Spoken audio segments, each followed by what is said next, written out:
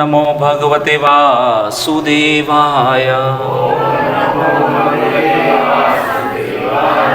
ओम अज्ञानतिमिरान्धस्य ज्ञानञ्जनशलाकया चक्षुरुन्मीलितं येन तस्मै श्रीगुरुवे नमः। श्रीचैतन्यमनोभीष्टं स्थापितं येन भूतले स्वयं रूपकदा मह्यं ददाति स्वपदान्तिकं। वन्देऽहं श्रीगुरून् श्रीयुतपदकमलं श्रीगुरून् वैष्णवांश्च श्रीरूपं साग्रजातं सहगण रघुनाथान्वितं तं सजीवं साद्वैतं सावधूतं परिजनसहितं श्रीकृष्ण चैतन्यदेवं राधाकृष्णपादान् सहगण ललिता शिवशाखान्वितांश्च। हे कृष्ण करुणा सिंधु दीनबंधो जगतपते गोपेश गोपिकाकांत राधाकांत नमोस्तुते। तप्त कांचन गौरांगी राधे वृंदावनेश्वरी वृषभानुसुते देवी प्रणमामि हरिप्रिये। नमो ओं विष्णुपादाय कृष्णपृष्ठाय भूतले श्रीमद्भक्तिवेदांत स्वामीति नामिने नमस्ते सारस्वते देवे गौरवाणी प्रचारिणे निर्विशेष शून्यवादी पाश्चात्य देशतारिणे। जय श्री कृष्ण चैतन्य प्रभु नित्यानंद श्री अद्वैत गदाधर श्रीवासादि गौर भक्त वृंद। हरे कृष्णा कृष्णा कृष्णा हरे हरे, हरे राम राम राम हरे हरे। हरे कृष्णा। तो आज के हरिनाम संकीर्तन में सभी भक्तों का हार्दिक स्वागत है। तो अभी हमारा विषय है आज का प्रकृति के 3 गुण, है ना। प्रकृति के 3 गुण, सतोगुण, रजोगुण और तमोगुण, है ना। उससे प्रभावित है काफ़ी सारी चीज़ें। तो हम लोग क्रमशः देखते जा रहे हैं। तो अब तक हम लोगों ने देखा प्रकृति के 3 गुणों से प्रभावित समय, आहार, दान, श्रद्धा, बुद्धि, सुख, यज्ञ, मृत्यु, त्याग। त्याग देखा तो बोल नहीं रहा है, त्याग से बाकी है ना, त्याग से बाकी है हमारा। और ज्ञान यहाँ से बाकी। तो आज ये टॉपिक लेंगे। इससे आगे और भी है तपस्या, कर्म जो हम लोग करते हैं वह, प्रभाव, है ना, बंधन, स्थान, भक्ति, पुराण। ये सभी चीज़ प्रकृति के 3 गुणों के अनुसार प्रभावित होती हैं, है ना। तो समय, अदृश्य, बंधन, ये सब हम लोगों ने देखा था। तो थोड़ा फास्ट जाएंगे। सतोगुण, रजोगुण, तमोगुण के अनुसार समय, फिर बाद में उसके अनुसार देखो सतोगुण, रजोगुण, तमोगुण तीनों समय थे। फिर ये आहार, तमोगुण, रजोगुण, फिर सतोगुणी आहार और शुद्ध सतोगुणी कृष्ण प्रसादम, फिर तमोगुणी दान, फिर रजोगुणी दान, फिर रजोगुणी सतोगुणी दान, और फिर शुद्ध सतोगुणी दान। भगवान श्री कृष्ण की प्रसन्नता के लिए जो कार्य किया जाता है, कृष्ण को अर्पित किया जाता है, वहाँ शुद्ध सतोगुण में चला जाता है ना। आजकल ज़्यादातर लोग सतोगुण तक मिलेगी आपको। सतोगुणी लोग बहुत सारे मिलते हैं। हम लोग बाहर जाते हैं ना प्रचार में, तो हम लोग सब कुछ करते हैं, सब कुछ करते भी है। सब लोग सतोगुण में स्थित है। पर यहाँ पर शास्त्र में क्या बताया गया है? शुद्ध सतोगुण में स्थित होना है। शुद्ध सतोगुण में जीव कब स्थित हो सकता है? जब कृष्ण की सेवा में लगे, अपनी इंद्रियों को कृष्ण की सेवा में लगाए, भगवान के लिए अपने आप को सर्विस में लगा दे, है ना। तो वो शुद्ध सतोगुण में चले जाएगा, तीनों गुणों से परे हो जाएगा। तो इसलिए ये जरूरी है ना। श्रद्धा हम लोगों ने देखा। उसके पश्चात बुद्धि भी देखा, तमोगुणी, रजोगुणी, सतोगुणी, शुद्ध सतोगुणी बुद्धि। फिर सुख, वो भी देखा, पड़े रहते हैं पूरा बिंदास जीवन एकदम। रजोगुणी, है ना, पार्टी, टीम आउटिंग, सब पूरा गेट टुगेदर, गैदरिंग। फिर रजोगुणी सुख, है ना, थोड़ी देर के लिए सुख, शांति, फिर बाद में वापस तकलीफ। सतोगुणी सुख, है ना, हम जब सब कुछ करते हैं, गाय का दूध भी पीते हैं, धाम में भी जाते हैं, सब कुछ हम भी करते हैं, सब कुछ सतोगुणी। पर शुद्ध सतोगुणी सुख भक्तों के संग में रह के कथा कीर्तन, भगवान का गुणगान और भगवान के त्योहार का मनाना शुद्ध सतोगुण में आ जाता है। फिर यज्ञ है ना, तमोगुणी यज्ञ तो खुद जो है यज्ञ कभी तीनों गुणों से प्रभावित नहीं रहते, लेकिन जो करने की प्रक्रिया है और जो करने वाले हैं वो इससे प्रभावित होते हैं, है ना। यज्ञ तो ये भी हम लोगों ने देखा, तमोगुणी यज्ञ है ना, फिर रजोगुणी यज्ञ, फिर सतोगुणी यज्ञ और शुद्ध सतोगुणी यज्ञ। भगवान कृष्ण की प्रसन्नता के लिए किया जाता है तो शुद्ध सतोगुण हो जाता है। जब खुद की इंद्रिय तृप्ति, खुद कुछ फल की आशा के चलते हुए कुछ किया जाता है तो वो रजोगुण में आ जाता है ना। देवी देवताओं के लिए भी किए जाते हैं यज्ञ तो सतोगुण में आते हैं वो यज्ञ, है ना। और बिना किसी अज्ञान में जो किया जाता है तो वो तमोगुण में आ जाता है ना। कुछ पता ही नहीं है, बस आए गए, उसका कोई ध्यान ही नहीं है, यज्ञ में आहुति डाल रहे, कुछ चल रहा है, उसके बारे में ज्ञान ही नहीं है, है ना। और वैसे जो यज्ञ करते हैं वो तमोगुणी यज्ञ चले जाते हैं। तो हम लोगों ने देखा मृत्यु भी देखा था ना, तमोगुणी मृत्यु, आत्महत्या कर लेते हैं ना कुछ लोग, तो उसको कौन सा शरीर मिलेगा? भूत का शरीर मिलेगा। जितना जीवन अवधि उसका फिक्स किया है उससे पहले अगर आत्महत्या करके निकल जाता है तो बाकी का जीवन उसको भूत के शरीर में रह के करना पड़ेगा। भूत का हालांकि कोई शरीर नहीं, सटल बॉडी रहता है, सूक्ष्म शरीर है ना, मन बुद्धि अहंकार से बना हुआ, तो बादल जैसा रहता है, बीच में से हाथ डालोगे तो निकल जाएगा। तो इसलिए वो कुछ भोग नहीं कर सकता। जब उसको कुछ पानी पीना हो, कुछ खाना हो तो कर नहीं सकता क्योंकि शरीर नहीं है उसके पास, तो इसलिए उसको शरीर चाहिए, है ना। और ऐसे जो अज्ञान में मैं मर जाऊंगा, मैं आत्महत्या कर लूँगा तो क्या है, सब कुछ खत्म, ये फिलोसॉफी से चलते हैं। मतलब मैं आत्मा हूँ, है ना, आत्मा कभी मरती नहीं है, उसको नया शरीर मिलता है, कपड़े बदलती रहती है, उस तरीके का ज्ञान नहीं है उसको, अज्ञान ही है ना। तो ऐसे अज्ञान में जो जीता है वो पशु योनि में जाते हैं, है ना। फिर रजोगुणी मृत्यु, ये भी हम लोगों ने देखा।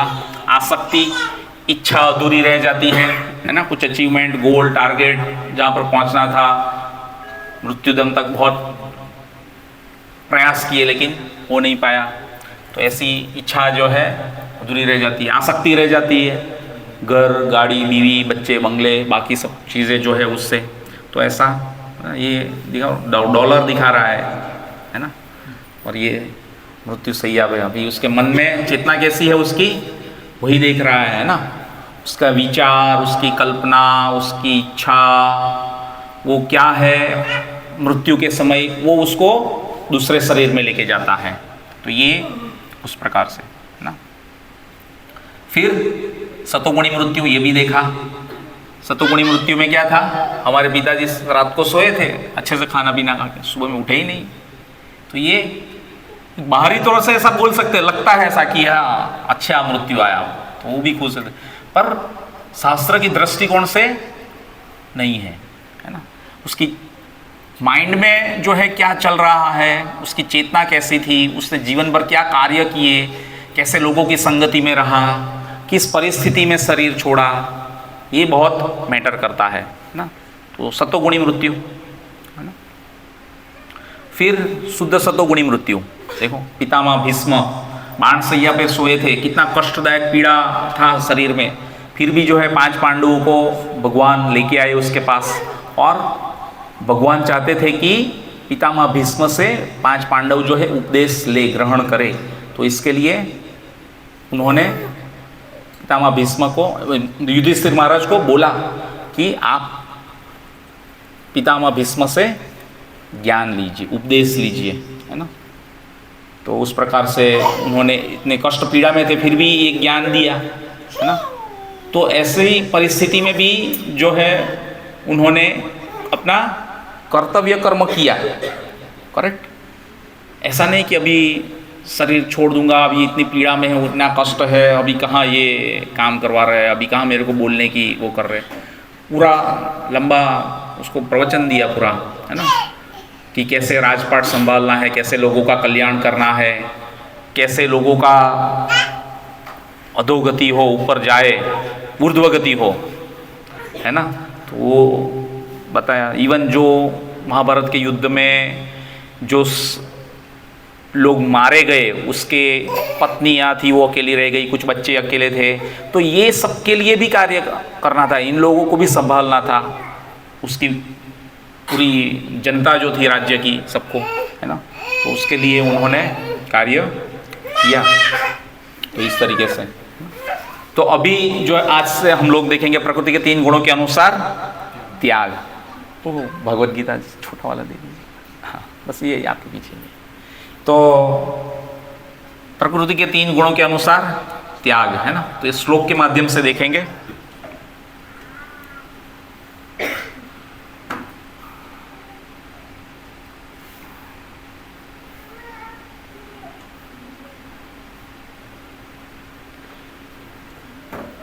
प्रकृति के 3 गुणों के अनुसार आहार, दान, श्रद्धा, बुद्धि, सुख,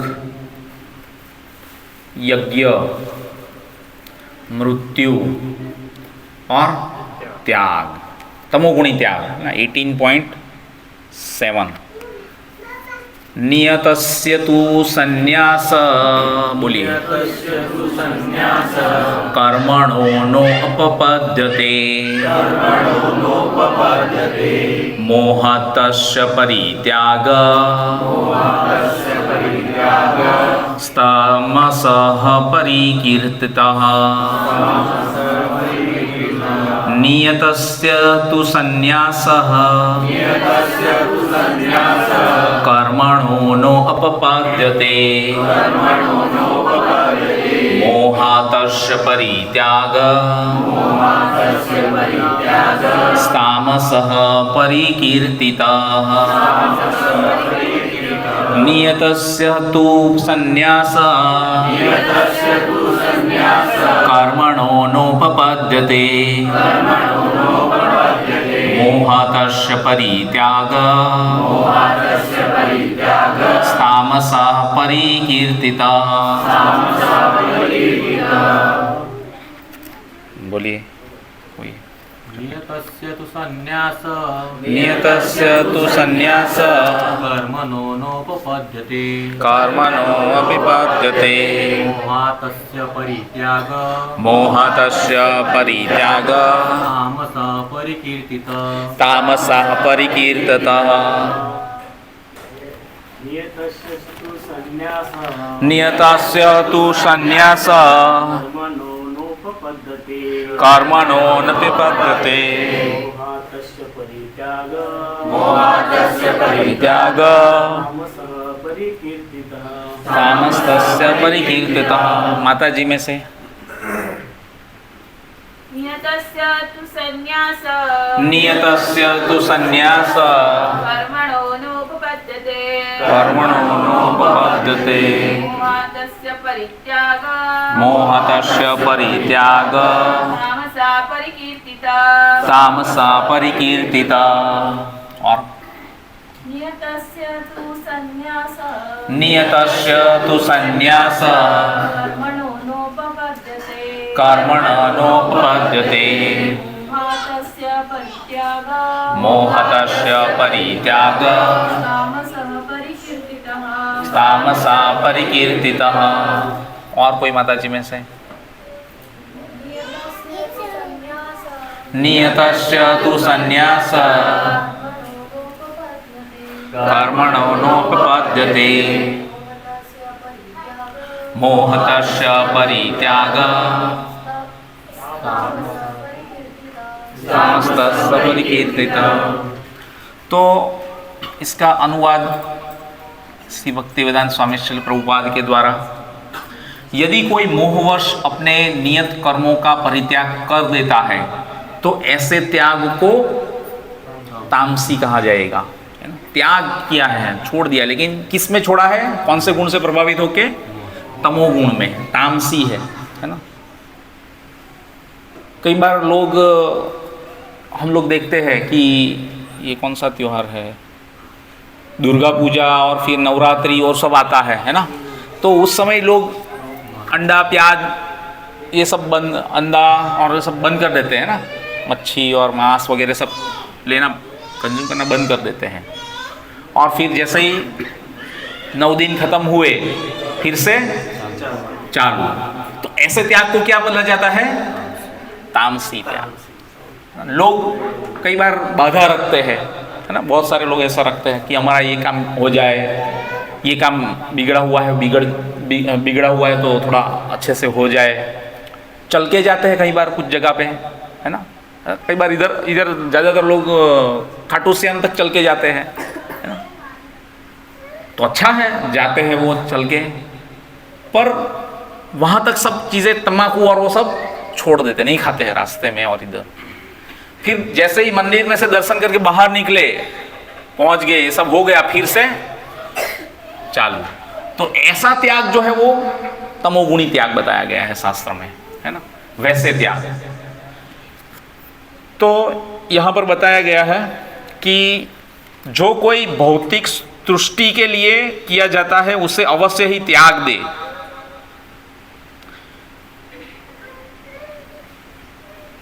लेकिन जिन कार्यों से आध्यात्मिक उन्नति हो तथा भगवान के लिए भोजन बनाना, भगवान को भोग अर्पित करना, फिर प्रसाद ग्रहण करना, उसकी संस्तुति की जाती है ना।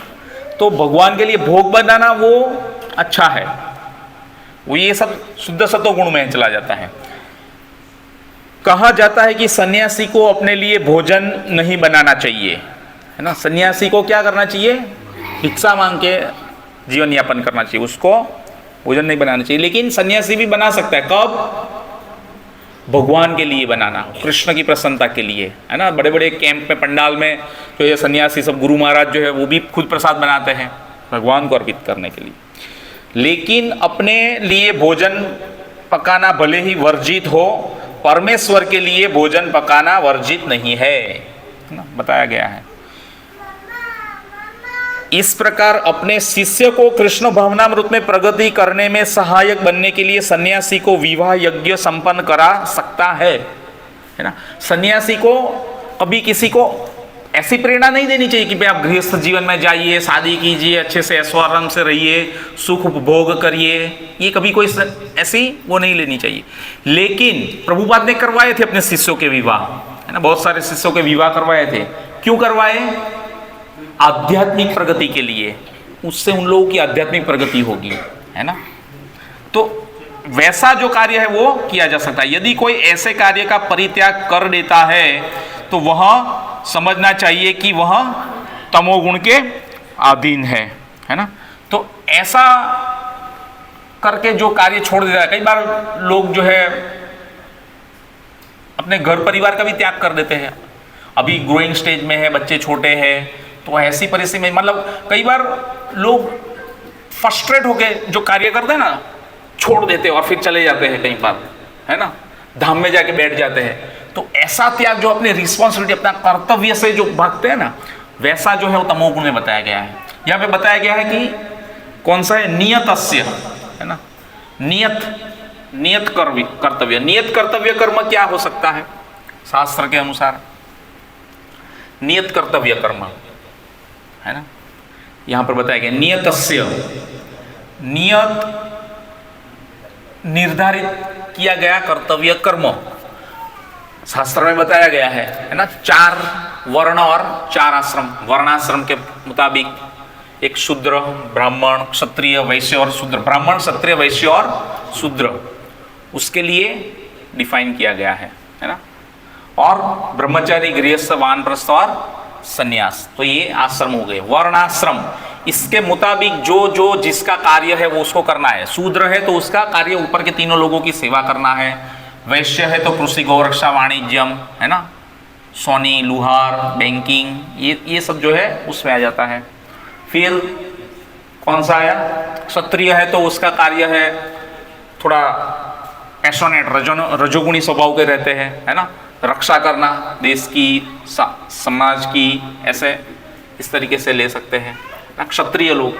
फिर ब्राह्मण लोग जो है भगवान के मस्तिष्क के समान है ना, मंत्रोच्चारण में पटु होने चाहिए, यज्ञ करने के लिए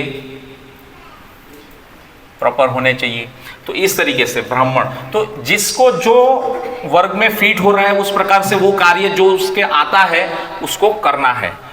पर ऐसा नहीं होना चाहिए कि उसमें केवल जन्म ले लिया तो हम ब्राह्मण बन गए। ब्राह्मण कुल में जन्म लेने मात्र से कोई ब्राह्मण नहीं बन सकता, उसको वह गुण अर्जित करने पड़ेंगे, है ना। डॉक्टर का बच्चा है तो कभी ऐसे अपने आप डॉक्टर नहीं बन सकता, उसको पूरा 10+2 पूरा क्लियर करना पड़ेगा, अच्छा स्कोर लाना पड़ेगा, फिर एंट्रेंस एग्जाम क्लियर करके मेडिकल में एग्जाम कॉलेज में जाना पड़ेगा, 5-5.5 साल पढ़ना पड़ेगा, तब जाकर के वो डॉक्टर बन सकता है और फिर वो प्रैक्टिस कर सकता है ना। ज्ञान लेना बहुत जरूरी है। तो इस तरीके से, है ना। तो इस तरीके से ये जो बताया गया है वो नियत निर्धारित कर्तव्य कर्म है, समझ गए। तो इस तरीके से ठीक है। फिर नेक्स्ट जो आता है वह है रजोगुण में त्याग। दुःखमित्येव यत्कर्म काय क्लेश भयात् त्यजेत शत्रुत्वा राजसं त्यागम नैव त्याग फलम लभेत। जो व्यक्ति नियत कर्मों को कष्टप्रद समझकर या शारीरिक क्लेश के भय से त्याग देता है उसके लिए कहा जाता है कि उसने यह त्याग रजोगुण में किया है।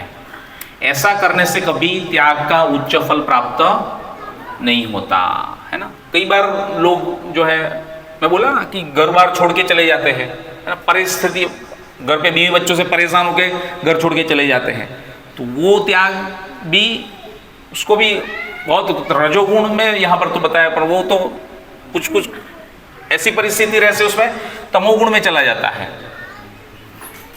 ना। जैसे लोग चले जाते हैं कि कई बार धाम में जाके रह जाते हैं, क्योंकि धाम में भी अभी आजकल बहुत सारी फैसिलिटी मिलने लगी, धाम में भी कुछ कमी नहीं है। मैंने हरिद्वार का बताया था ना, वो रियलिटी है।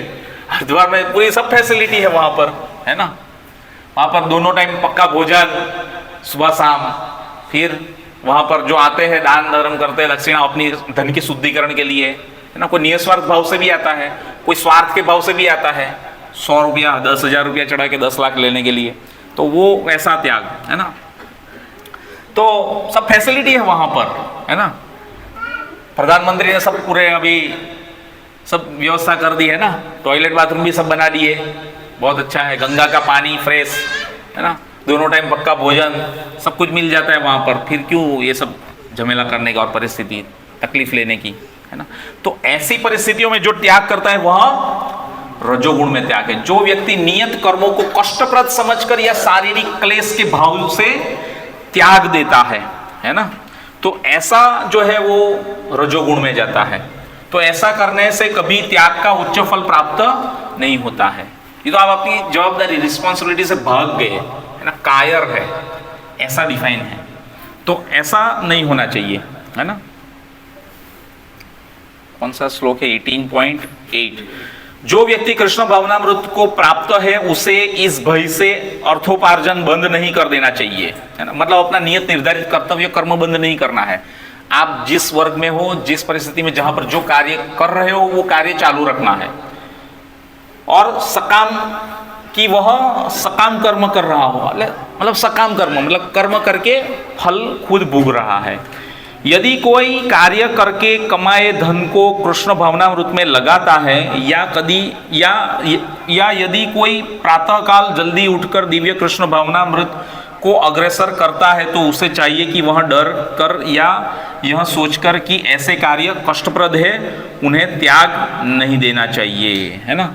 फल के जो थोड़ा थोड़ा भाग देते जाना है भगवान की सेवा में, है ना। धीरे धीरे ग्रेजुअली क्रमशः समय समय उसकी कृष्ण भावनामृत में प्रगति होगी उसको, लेकिन कर्म त्याग देगा तो वो मार्ग से भटक जाएगा, इसलिए वो मना किया है। राजसी कर्म का फल सदैव दुखद होता है ना। यदि कोई व्यक्ति इस भाव से कर्म त्याग करता है तो उसे त्याग का फल कभी नहीं मिल पाता। तो वैसा लोग जो रहते हैं उसको कभी भी त्याग का फल नहीं मिल पाता है ना। तो महाभारत का युद्ध में अर्जुन जो था, अर्जुन ने भी मना कर दिया था युद्ध करने के लिए पहले, है ना। क्षत्रिय था, तो क्षत्रिय का कार्य क्या है? नेचर तो पूरा पैशनेट रहता है एकदम रजोगुण कि लड़ना है, और अगर वही छोड़ देगा तो फिर क्या करेंगे, लोग उसकी निंदा करेंगे। तो फिर भगवान ने बोला कि ये तो तुम गलत कर रहे हो, ये तुम्हारा कर्तव्य कर्म जो है तुम छोड़ रहे हो, तुम स्वभाव से क्षत्रिय हो और एज ए क्षत्रिय तुमको जो है लड़ना चाहिए, है ना। तो फिर बाद में अर्जुन ने जो युद्ध किया वो, और उसमें काफी सारे लोगों को मारा भी, है ना। तो वो जो कार्य है वो किस में चला गया, शुद्ध सतोगुण में चला गया, क्योंकि कृष्ण का आदेश था, भगवान का आदेश था, है ना। बहुत सारे लोगों को जो आए महाभारत के युद्ध में मरे, उन लोगों को भी स्वर्ग की प्राप्ति हुई, है ना। सब लोग स्वर्ग गए, है ना। तो भागना नहीं चाहिए, उन लोगों को जो है उसका नियत निर्धारित कर्तव्य कर्म है वो करना है ना। तो मरेंगे तो भी स्वर्ग की प्राप्ति होगी, और जीतेंगे तो वहीं पे राज मिलेगा पूरा, है ना। तो इस तरीके से फिर आता है सतोगुण त्याग, है ना। कार्यमित्येव यत्कर्म नियतं क्रियते अर्जुन संगत्यागत्व फलं चैव सत्याग सात्विको मतः। हे अर्जुन, जब मनुष्य नियत कर्तव्य को कारणीय मानकर और समस्त भौतिक संगति तथा फल की आसक्ति को त्याग देता है तो उसका त्याग सात्विक कहलाता है। कैसा है, जब मनुष्य नियत कर्तव्य को कारणीय मानकर, मतलब कि हाँ ठीक है अभी मेरा समय हो गया, बस जरूरत नहीं है, और फिर बाद में छोड़ के गृहस्थी में ही रह रहा है, अभी वानप्रस्थ स्वीकार नहीं किया है ना। और ऐसा जो त्याग है, संग त्यागत फल चैवम, समस्त भौतिक संगति तथा फल की आसक्ति को त्याग देता है तो उसका त्याग सात्विक कहलाता है ना। तो वानप्रस्थाश्रम 51 साल के बाद बताया गया है, पर उसके लिए भी जो है तैयारी करनी पड़ती है, प्लानिंग करना पड़ता है। ऐसा नहीं कि 51 हो गया तो तुरंत जा सकते, ऐसा नहीं जा सकते, है ना।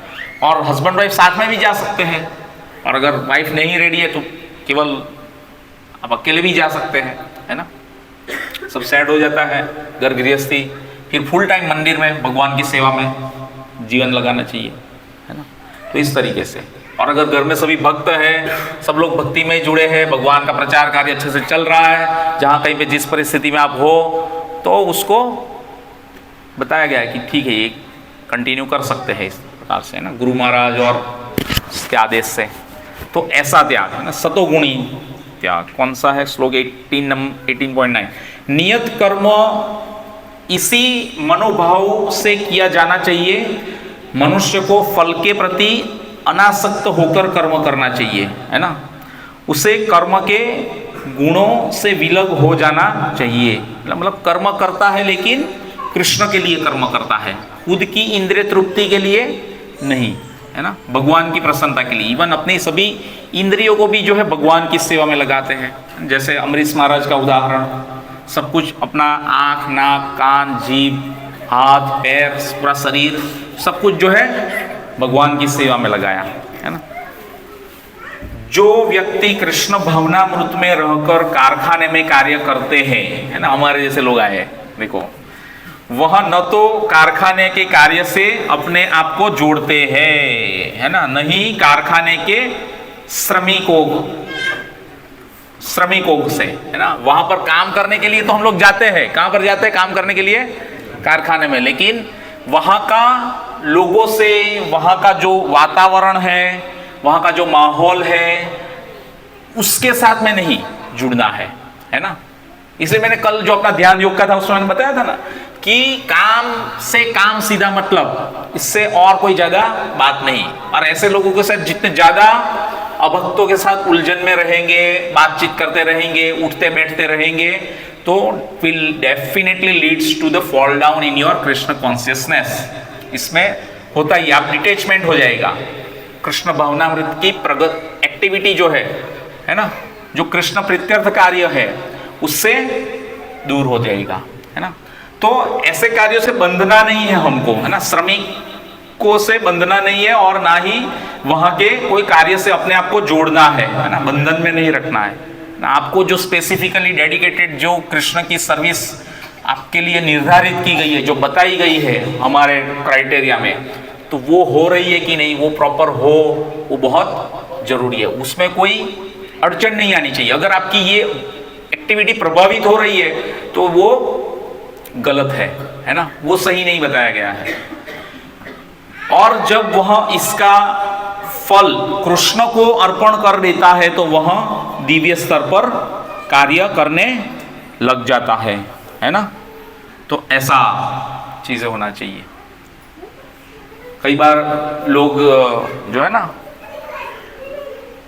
तिरुपति बालाजी में भी लोग जाते हैं, बहुत सारा है ना दान देते हैं, पर ज्यादातर तिरुपति बालाजी में लोग उनके साथ हो गया है कि अपनी मानता इच्छा जो है पूरी होती है तो आप जाइए वहां पर, आपको घर बनाना है, फैक्ट्री बनानी है, पैसा कम पड़ रहा है, जाइए 50 लाख चढ़ाइए 5 करोड़ मिलेगा, है ना। ऐसी आशा से लोग जाते हैं, तो ये भी सही नहीं है ना, ये त्याग भी सही नहीं है।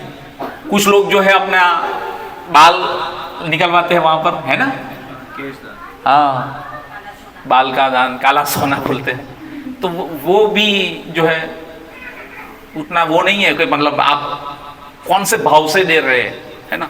स्त्रियां जो है माता जी लोग दे देते हैं, अच्छा स्त्रियों को अपने बाल बहुत सबसे ज्यादा पसंद रहते हैं, है कि नहीं, सबसे ज्यादा पसंद रहते हैं, फिर भी जो है दे देते हैं पूरा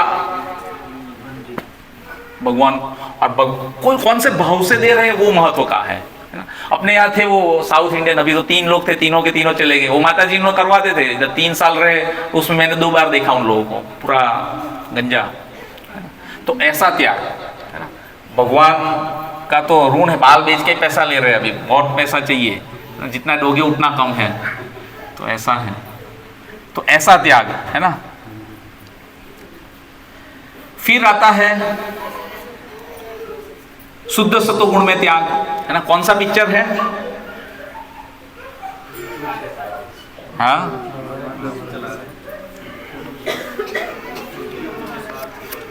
बोलिए बोलिए, ये भागवतम से सब पिक्चर, भागवतम सब लोग ले लीजिए, भागवतम होना चाहिए सबके पास, है ना। भागवतम रखेंगे तो सब पिक्चर आपको पता चलेंगे, सब इसमें दिखेगा, आपको समझ में आने लगेगा। उसमें शुरू के जो 288 रंगीन पेज सभी बुक्स में दिए हुए हैं, वो सब साथ में पैरेलल खोल के एक बार पढ़ लीजिए उसको, नीचे नीचे में डिस्क्रिप्शन दिया है कौन से स्कंद में क्या है। फिर जो दूसरा स्टेज में जो है आप पूरे केवल जो अनुवाद लिखा है ना वही केवल पढ़ते जाइए, 6 महीने में वो भी हो जाएगा। फिर तब तक जो है आपका एक बॉन्डिंग बनेगा भागवतम से, फिर आप पूरा उसको डिटेल में पढ़ने का अच्छे से चालू कीजिए। संस्कृत श्लोक नहीं समझ में आता तो कोई बात नहीं, छोड़ दीजिए, पढ़ना जरूरी नहीं है ना, पर पढ़िए, रोज का 10-10, 15-15 पेज पढ़ लेने का, उस प्रकार से आगे बढ़िए, है ना। और ये पिक्चर तो खास देख लीजिए, तो उससे एटलीस्ट पता चल जाएगा, है ना। तो भगवान श्री कृष्ण जो है सारथी बने हुए हैं, है ना, वैराग्य भाव पूरा देखो, परम स्वामी, परम भोक्ता, परम नियंत्रक, फिर भी जो है ड्राइवर बन गए, है ना। अर्जुन के पैर लग रहे थे दाएं बाएं, रुकना है, सब ऐसे ही सिग्नल मिल रहे थे, है ना। और अर्जुन जो है युद्ध कर रहा है ना, और भगवान उसका रथ चला रहा है। तो अर्जुन ने अपने पितामह, दादा, चाचा, गुरु, है ना, भाई, सबका जो है त्याग किया, है ना। किसमें त्याग किया, कृष्ण का आदेश मान के, है ना। पहले तो उसने मना किया कि ये सबको मार के तो मैं कभी सुखी नहीं हो पाऊंगा, पर वो त्याग जब भगवान कृष्ण ने करने के लिए बोला कि कृष्ण की प्रसन्नता के लिए यह कार्य करना है, ये सब तो वैसे भी मारे जा चुके हैं, है ना, तुम तो एक निमित्त मात्र हो, तब जो है अर्जुन युद्ध करता है। तो अर्जुन कृष्ण भगवान के आदेश के मुताबिक यह जब कार्य कर रहा है तो यह किसमें चला जाएगा, शुद्ध सत्वगुण में चला जाएगा, है ना। तो इस तरीके से ऐसा त्याग होना चाहिए।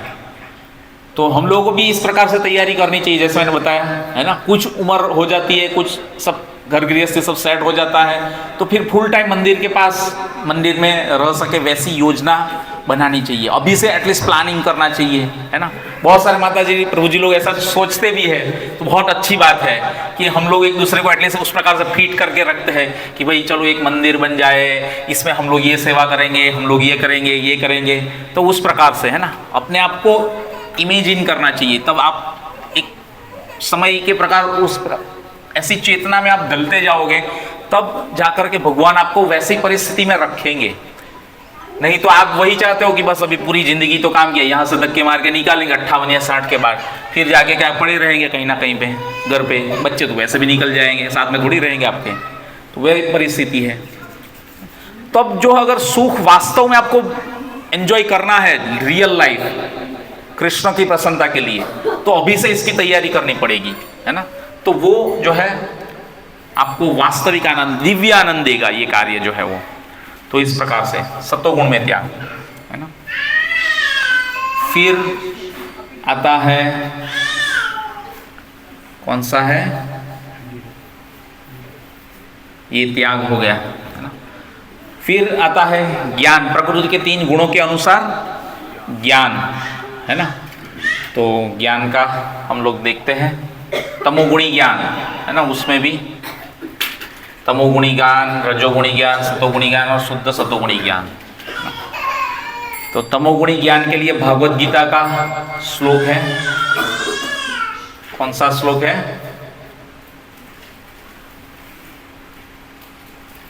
तमोगुण में ज्ञान, है ना।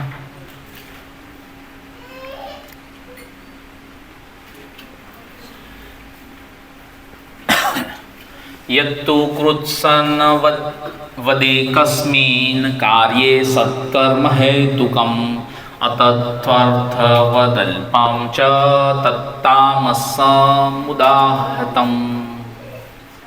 वह ज्ञान जिससे मनुष्य किसी एक प्रकार के कार्य को जो अति तुच्छ है सब कुछ मानकर सत्य को जाने बिना उसमें लिप्त रहता है, तो वह क्या कहा जाएगा, तामसी, है ना। कई बार ऑब्जर्वेशन में आता है, आप समझते हैं ऐसा, कई बार लोग ऐसा फालतू चीज में उलझे रहते हैं। पूरा कंपनी की बात कर रहा हूँ, ऐसा कोई काम चीज नहीं हो रही है, उसमें उतना पूरा 5-5, 6-6 घंटा पूरा गए, वहां से लगे निकलने का टाइम हो जाता है वहां, तो और आउटपुट कुछ मिलता नहीं, और पता है उसमें उलझा ही रहता है पूरा, है ना। तो वैसा, और उसको सब कुछ मान लेता है कि ये होगा तो कुछ हो जाएगा, हालांकि उससे होने न होने से कुछ फर्क नहीं पड़ता, दूसरा ऑप्शन रहता है तो उससे काम चल जाता है, फिर भी जो है उसमें चिपक के रहता है, होता है ना ऐसा कई बार।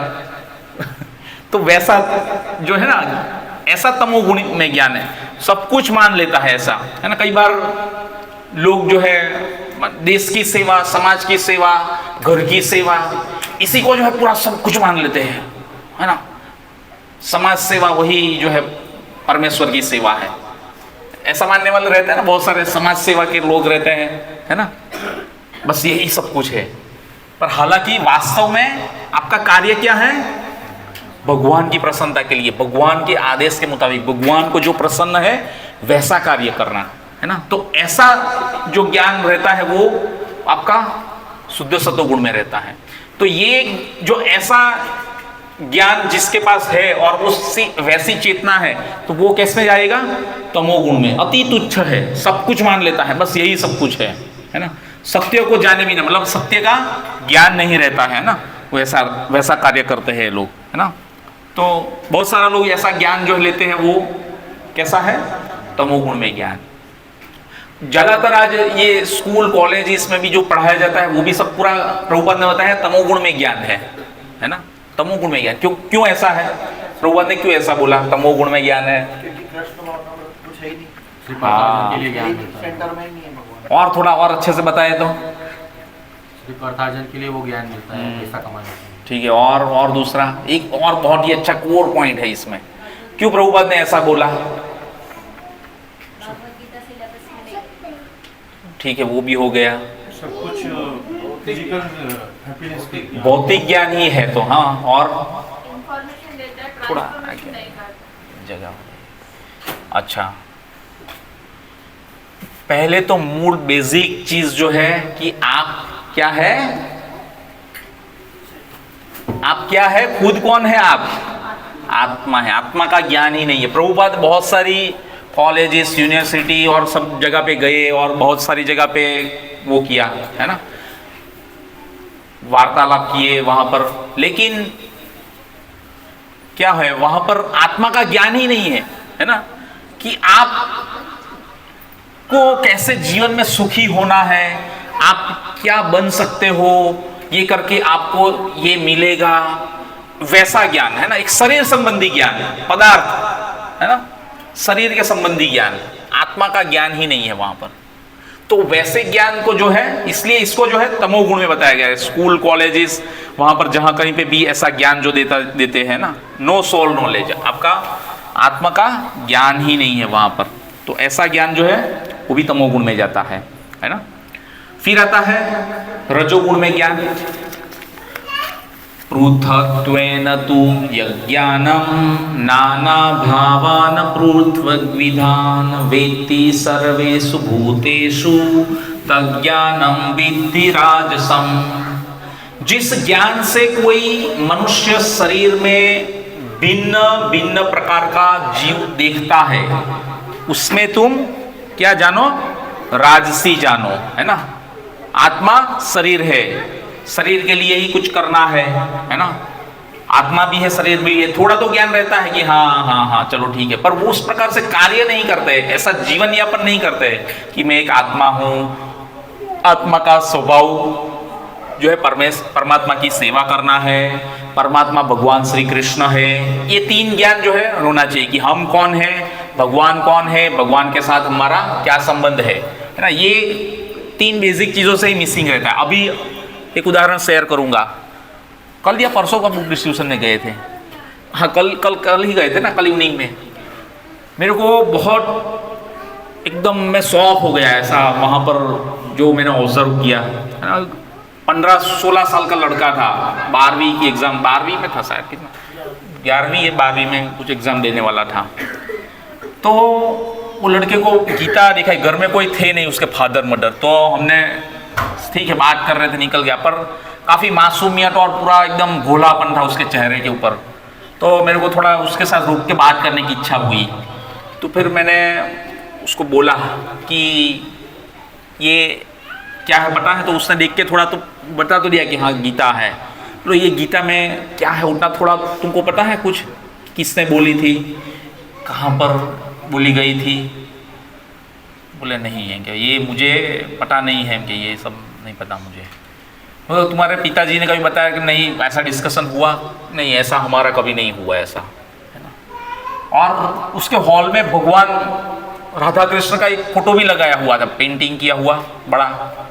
तो मैंने उसको पूछा कि ये फोटो किसका है, वो बता सकते हो आप? तो वो लड़के ने बहुत ही सोच समझ के थोड़ा 5-7 सेकंड लिया उसने, 8-10 सेकंड, और फिर उसने धीरे से ऐसा मन सामने कई बार आता है ना चेहरे के ऊपर एक्सप्रेशन, हम लोग थोड़ा सोच रहे हैं, सोच समझ के कुछ जवाब आंसर देना पड़ेगा, टिपिकल क्वेश्चन है, तो वैसा कैसा हाव भाव आ जाता है। तो उसने सोच समझ के बोला कि कृष्ण ही है। क्या बोला?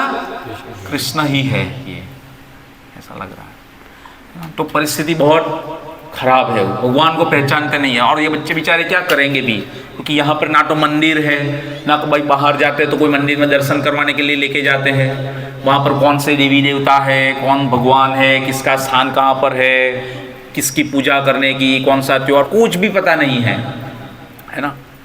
फिर उसको मैंने पूछा कि ये किस किस के बीच में, ये कौन है, किस किस, तो उसको पता नहीं चल रहा कि ये अर्जुन है, उसको बता रहे हैं भगवान कृष्ण ये ज्ञान। फिर मैंने उसको 5 मिनट रुक के थोड़ा बेसिक ज्ञान दिया, क्योंकि बहुत मासूम और भोला चेहरा था उसका, और मैं चाहता था कि उसको एटलीस्ट कुछ बेसिक चीज़ें आज बता के जाए यहाँ से, है ना।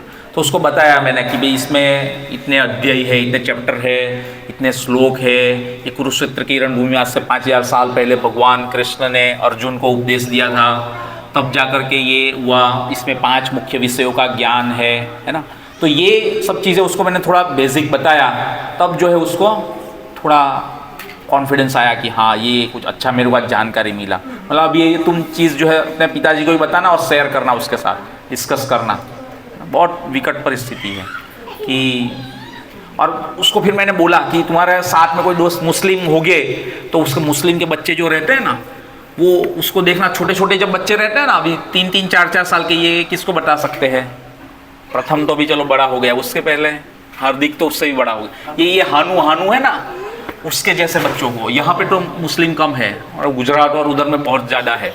तो ऐसे छोटे छोटे बच्चों को भी देखोगे ना तो आपको बहुत गंभीर नज़र से देखेंगे, आपकी आंखों में आंखें डाल के, है ना।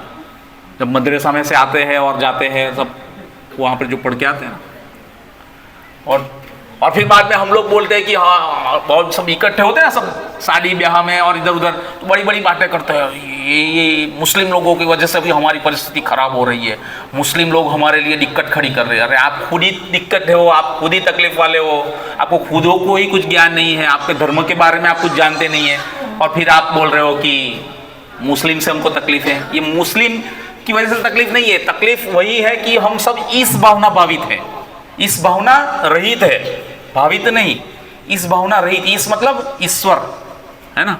क्यों ऐसा है? क्योंकि हम लोग ज्ञान ही नहीं ले रहे, कुछ पता ही नहीं है हमको हमारे शास्त्र के बारे में, एटलीस्ट बेसिक चीज। और इसका सबसे पहला बेसिक चीज जो है माता पिता के लिए है। अगर माता पिता घर में रखेंगे, लेने के लिए लोग तैयार नहीं होते हैं शास्त्र, परिस्थिति इतनी खराब है ना। वहां पर पार्टी में जाएंगे तो वहां पे हजारों रुपया डाल देंगे, लेकिन 100-200 रुपये की गीता लेनी है तो उसमें इतना सोचेंगे, और अंदर से बुलाएंगे, बाहर से बुलाएंगे, इसको पूछेंगे, उसको पूछेंगे, पढ़ेगी तो सही ना, पढ़ेगा तो सही ना। तो ये परिस्थिति है ना। तो अगर इसमें थोड़ा भी आप समय डालोगे ना तो आपको वास्तव में जीवन में बहुत ऊपर लेके जाएगा ये, है ना। अगला जीवन जो आपका इसी के ऊपर है, तो समय निकाल के इसको थोड़ा पढ़ने का प्रयास करना चाहिए, है ना। तभी जो है वास्तव में कल्याण हो पाएगा, है ना। तो ये रजोगुणी ज्ञान, है ना, शरीर के संबंधी। तो ऐसे कुछ लोग रहते हैं जो आत्मा को भी जो है वो नहीं मानते हैं, है ना। आत्मा जैसी कोई चीज रहती नहीं है, शरीर है, शरीर के साथ में सब खत्म, है ना। बाद में नई गिल्ली, नया दाव, नया जीवन, जीना यहाँ, मरना यहाँ, इसके सिवा जाना कहाँ। चार्वाक मुनि की फिलोसॉफी, है ना, यावत जीवत सुखद जीवम, है ना, यहीं पे रहो और यहीं पे जियो, सुख उपभोग करो जब तक जिंदा हो। सुख उपभोग नहीं कर सकते हो, लोन लो के भी करो। अरे भाई लोन तो भरनी पड़ेगी, लोन क्या भरने की, मरे तो गए, सब खत्म। ये मेंटालिटी है लोगों की।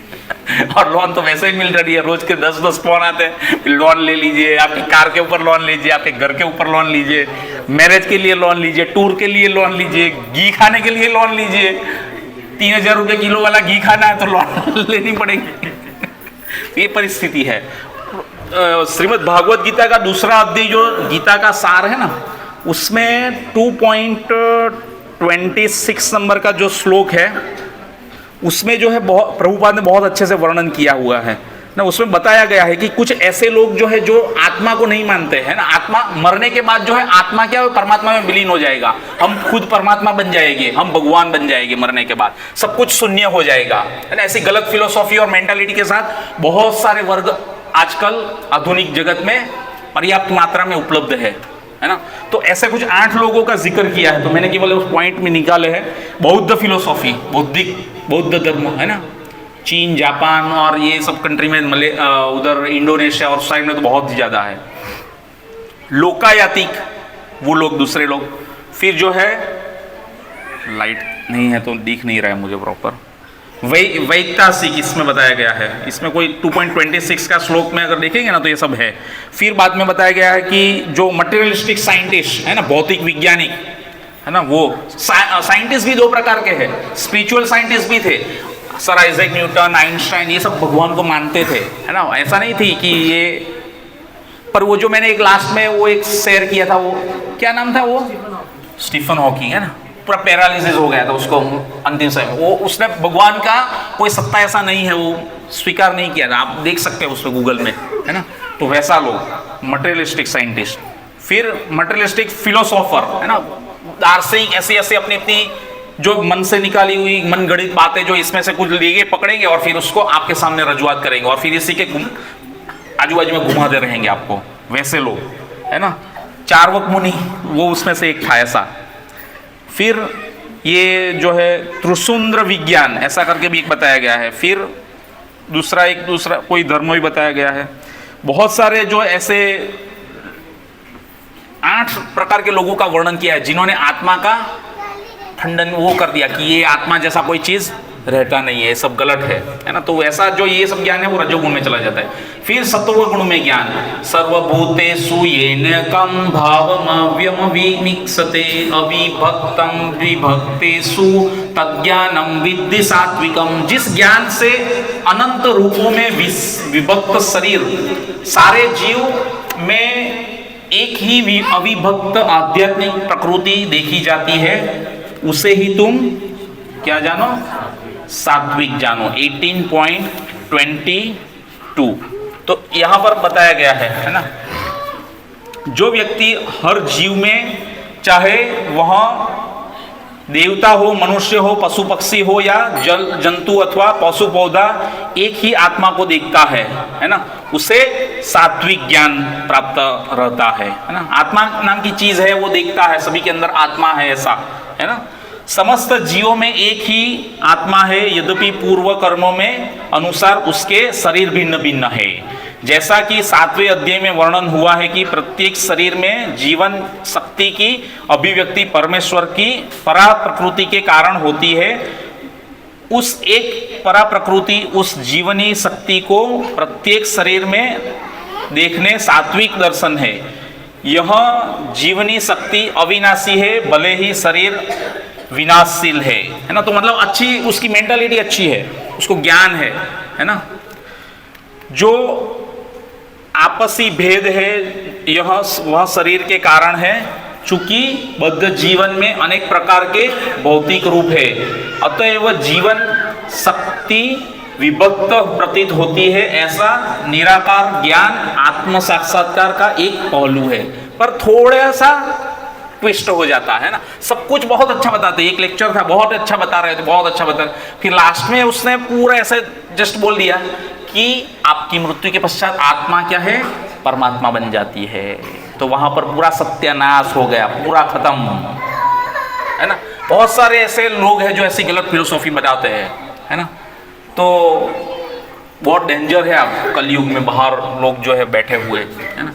बहुत सावधान रहना चाहिए। ऐसे लोगों की चंगुल में हम लोग आ गए और गलत ज्ञान ले लिया तो फिर गए, करोड़ों जन्म ऐसे ही घूमते रहेंगे। ये ब्रह्मांड है ना 7 लेयर का बना हुआ है, जल पृथ्वी अग्नि आकाश वायु और बुद्धि और अहंकार।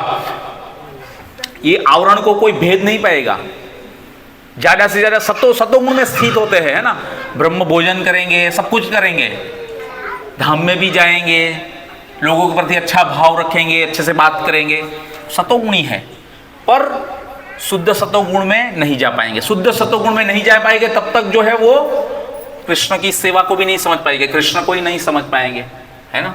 तो वो इसी ब्रह्मांड में घूमते रह जाएगी। और ज्यादा से ज्यादा कहां तक जा सकता है, कोई बता सकता है इसमें गोलोक के चार्ट में? स्वर्गलोक से भी चलो ऊपर, चलो ये तो थोड़ा अच्छा, स्वर्गलोक तो थोड़े पुण्य कर्म किए हैं, आत्मा नाम की कोई चीज है, जानते हैं। स्वर्ग भी 3 प्रकार के हैं ना, पृथ्वी के बाजू वाला स्वर्ग, ऊपर का स्वर्ग और फिर नीचे वाला स्वर्ग, है ना। तो आपके पुण्य कर्म जितने हैं, किसी का हाईएस्ट है तो उसको ऊपर का मिलेगा, मीडियम है तो उसको पृथ्वी के बाजू वाला स्वर्ग मिलेगा। जो आत्मा भगवान विष्णु है उसको जानते हैं, लेकिन पुण्य कर्म बहुत कम है, तो ऐसे जीव जो है वो पाताल में जाते हैं, नीचे के स्वर्ग में जाएंगे। तो इस तरीके से ना, तो ये ब्रह्म ज्योतिर दिख रहा है ना, जो विरजा रिवर, सदा शिव लोग, शिव वहां तक जा पाएंगे, मुक्त हो जाएंगे। मुक्त चाहे सायुज्य मुक्ति भी मांगते हैं, भगवान के अंदर लिप्त हो जाने का, है ना। तो ऐसी मुक्ति जो है वो कभी भी भक्त लोग नहीं आशा करते हैं ना। मुक्ति तो हमारे लिए बाई प्रोडक्ट है, कुछ भी नहीं, ऐसे ही मिल जाएगी हमको। हम लोग अगर अपना जीवन, अपना शरीर जो भगवान की सेवा में लगा दिया ना, तो मुक्ति तो वैसे ही खेलते खेलते ही मिल जाएगी। बस ये जो कर रहे हैं ना वही चालू रहना चाहिए, ऐसे से निकल जाएंगे भक्तों के संग में रह के। इतना डेफिनेटली श्योर है। आप शास्त्र पढ़ लेंगे और उसको अच्छे से एब्जॉर्ब करेंगे ना, तो आप इतने प्रीटी श्योर हो जाएंगे कि you will definitely go back to the Godhead. आपको भगवान का धाम मिलेगा। अब भगवान का नाम जप करना है, शास्त्र का अध्ययन करना है, रेगुलर कथा कीर्तन में आना है, भगवान के उत्सव में उत्साह से भाग लेना है, बस वही है ना, एसोसिएशन। तो ये जो है सतोगुण में ज्ञान है।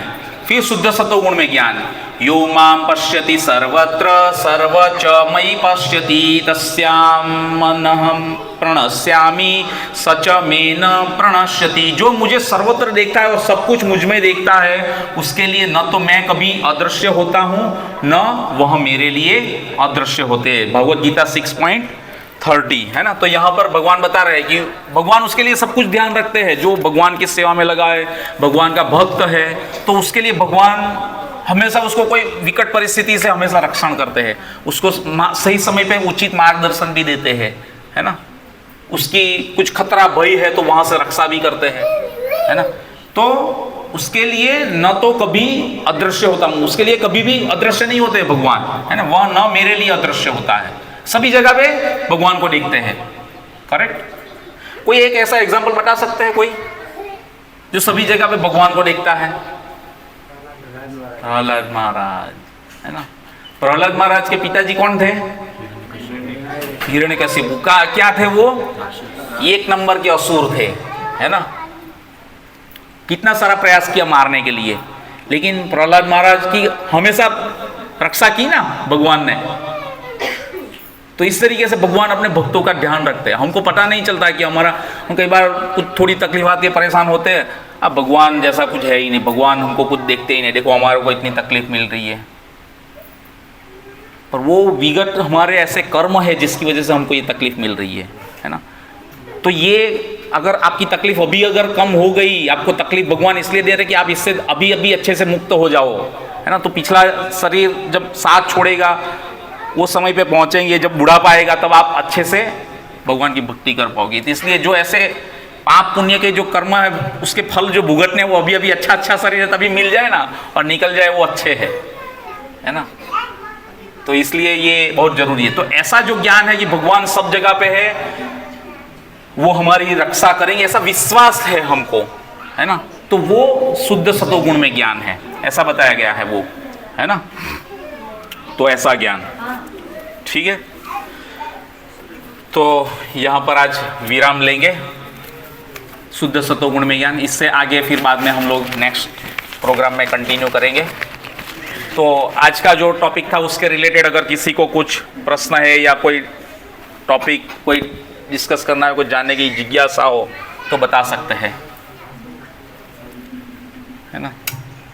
तो शुद्ध सतोगुण में जीने का प्रयास करना है हमको, समझ में आया, है ना। आदमी जो 2 पाप के गड़े लेके दो गड़े लेके जन्म लेता है, एक पाप का गड़ा और एक पुण्य का गड़ा, है ना।